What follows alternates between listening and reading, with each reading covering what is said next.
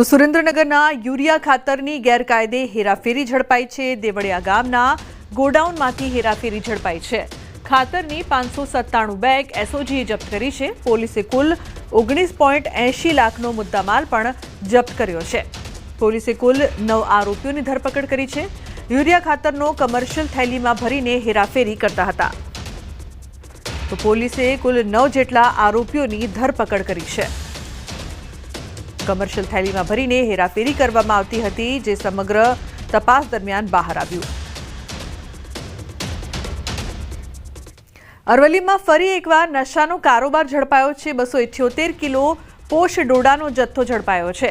માલપુરના મસાદરા ગામેથી જથ્થો જપ્ત કરવામાં આવ્યો છે। કાર સહિત કુલ 28 લાખનો મુદ્દામાલ કબજે કરવામાં આવ્યો છે। નાર્કોટિક્સ એક્ટ અન્વયે પોલીસે કાર્યવાહી હાથ ધરી છે।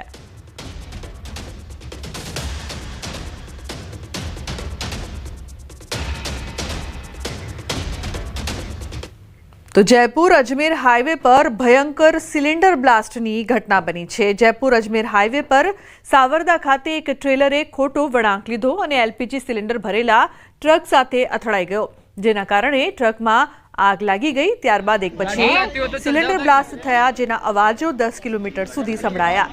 આગમાં નજીકમાં પાર્ક કરેલા 5 વાહનો બળીને ખાખ થઈ ગયા છે। હાઈવેની બંને બાજુ 1 કિલોમીટર સુધી ટ્રાફિક બંધ થઈ ગયો હતો। ઘટનાની જાણ થતાં જ એમ્બ્યુલન્સ, ફાયર બ્રિગેડ અને બચાવ ટીમો પહોંચી ગઈ। આ સાથે જ નાયબ મુખ્યમંત્રી પ્રેમચંદ બેરવા પણ ઘટના સ્થળે પહોંચી ગયા। જો કે ઘટનામાં કોઈ જાનહાનિના અહેવાલ નથી। હાલ આગ સંપૂર્ણપણે કાબૂમાં આવી ગઈ છે। તો મુખ્યમંત્રી ભજનલાલ શર્માએ કમિશનરને નિર્દેશ આપ્યો કે તેઓ સંભવિત ઘાયલોને જયપુર લઈ જવા માટે ફાયર એન્જિન અને એમ્બ્યુલન્સ માટે ગ્રીન કોરિડોર તૈયાર કરે।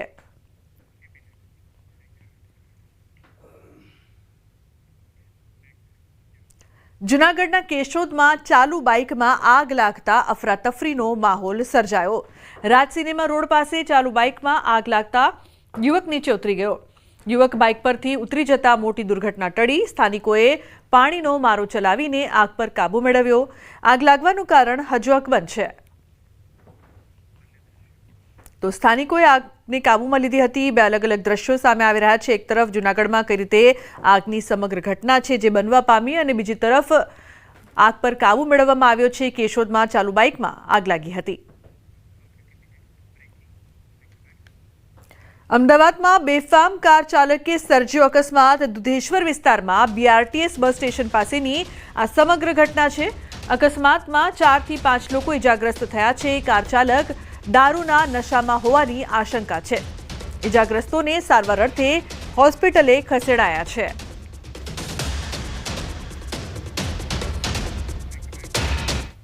ઉત્તર પ્રદેશના ફતેપુરમાં ગમકવાર અકસ્માતની ઘટના બની છે। તેજ ગતિનો કહેર જોવા મળ્યો છે।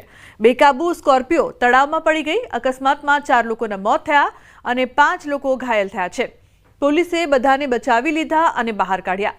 પોલીસે મૃતદેહોને પોસ્ટમોર્ટમ માટે મોકલી આપ્યા। ઘાયલોને નજીકના પીએચસીમાં દાખલ કરવામાં આવ્યા।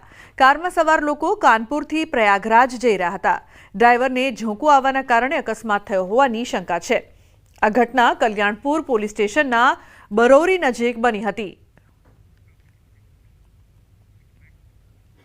તો હિમાચલ પ્રદેશના બિલાસપુર જિલ્લાના બારથીમાં ભયાનક બસ અકસ્માત થયો।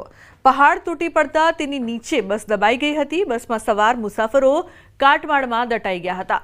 કેટલાક લોકોને બહાર કાઢવામાં આવ્યા। જાણ થતાં જ તંત્ર પણ ઘટના સ્થળે દોડી આવ્યું અને તાત્કાલિક રેસ્ક્યુ કામગીરી હાથ ધરી હતી। દુર્ઘટનામાં કુલ 15 લોકોના મોત થયા છે, જેમાં 9 પુરુષ, 4 મહિલાઓ અને 2 બાળકો સામેલ છે। હિમાચલ પ્રદેશના નાયબ મુખ્યમંત્રી મુકેશ અગ્નિહોત્રીએ હોસ્પિટલમાં પહોંચી પરિવારજનો સાથે મુલાકાત કરી હતી। સુરતમાં મિત્રએ જ કરી મિત્રની હત્યા। અલ્પેશ ચૌહાણ નામના વ્યક્તિની હત્યા કરી નાખી। સુરતસિંહ લોટલ સહિત 2 સગીરની ધરપકડ કરવામાં આવી છે। અમરોલી બ્રિજ નજીક આંતરીને હત્યાને અંજામ આપવામાં આવ્યો છે।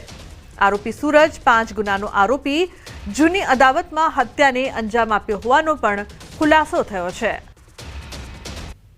તો હત્યા કરનાર 3 શખ્સોની અટકાયત સામાન્ય બાબતે હત્યા કરી દીધી હોવાનું હાલ સામે આવી રહ્યું છે। મિત્રએ જ મિત્રની હત્યા કરી દીધી હતી। આ સમગ્ર મામલે પોલીસ દ્વારા વધુ તપાસ કરવામાં આવી રહી છે। 3 लड़के जो आरोपी हैं उसमें से 2 चाइल्ड इन लॉ हैं और एक जो मेजर लड़का है उसका नाम है सूरज सिंह महेंद्र सिंह रोटेला, जिसकी उम्र 22 वर्ष है और वो हीरा मजदूरी का काम करता है और वो निर्मल नगर अमरोली 4 रास्ता के पास का रहने वाला है और उसके ऊपर पास्ट हिस्ट्री क्रिमिनल हिस्ट्री भी है।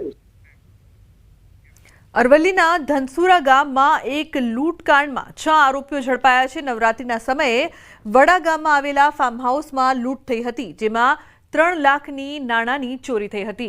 જિલ્લા એલસીબી પોલીસે ઝડપેલ તમામ લૂંટારુઓ ધનસુરા નગરના રહેવાસી હોવાનું ખુલ્યું છે। પોલીસે સમગ્ર ઘટના સ્થળે રિકન્સ્ટ્રક્શન કરીને આરોપીઓનું સરઘસ કાઢી કડક કાર્યવાહી કરી છે। તો વડગામમાં આરોપીઓનું સરઘસ કાઢવામાં આવ્યું। ધનસુરાના વડાગામમાં લૂંટની ઘટના બની હતી, જે બાદ કાર્યવાહી કરવામાં આવી છે। ટોટલ 6 આરોપીઓ છે। આ 6 આરોપીઓએ લૂંટ કર્યા પછી એમના જ ગામમાં લૂંટ કરી અને લૂંટ કર્યા પછી લૂંટનો જે પણ કપડાં એણે મોઢામાં બાંધવામાં યુઝ કરેલા એને સળગાવી નાખી અને લૂંટનો ભાગ પાડી 50,000 રૂપિયા વેચી અને પછી પોતપોતાના કામ ધંધે નીકળી ગયા હતા। અમદાવાદના કુબેરનગર વિસ્તારમાં યુવકે જન્મદિવસે ઉજવણીમાં બીભત્સ ડાન્સ કર્યો હોવાનો વિડીયો વાયરલ થયો હતો, જે મામલે પોલીસે ગુનો નોંધીને આરોપીની ધરપકડ કરી છે। જોકે પોલીસ પૂછપરછમાં સામે આવ્યું છે કે યુવકે જેની સાથે બીભત્સ ડાન્સ કર્યો હતો તે યુવતીઓ નહીં પરંતુ કિન્નર હતા। મુકેશની પાર્ટીમાં તેના એક પરિચિત કિન્નરના કહેવાથી ગુજરાત બહારથી કેટલાક કિન્નર અહીં આવ્યા હતા અને આ દરમિયાન મુકેશે તેમની સાથે ડાન્સ કર્યો હતો। પોલીસે આ સમગ્ર મામલે મુકેશ મકવાણા અને કિન્નર વિરુદ્ધમાં ગુનો દાખલ કરીને વધુ તપાસ શરૂ કરી છે।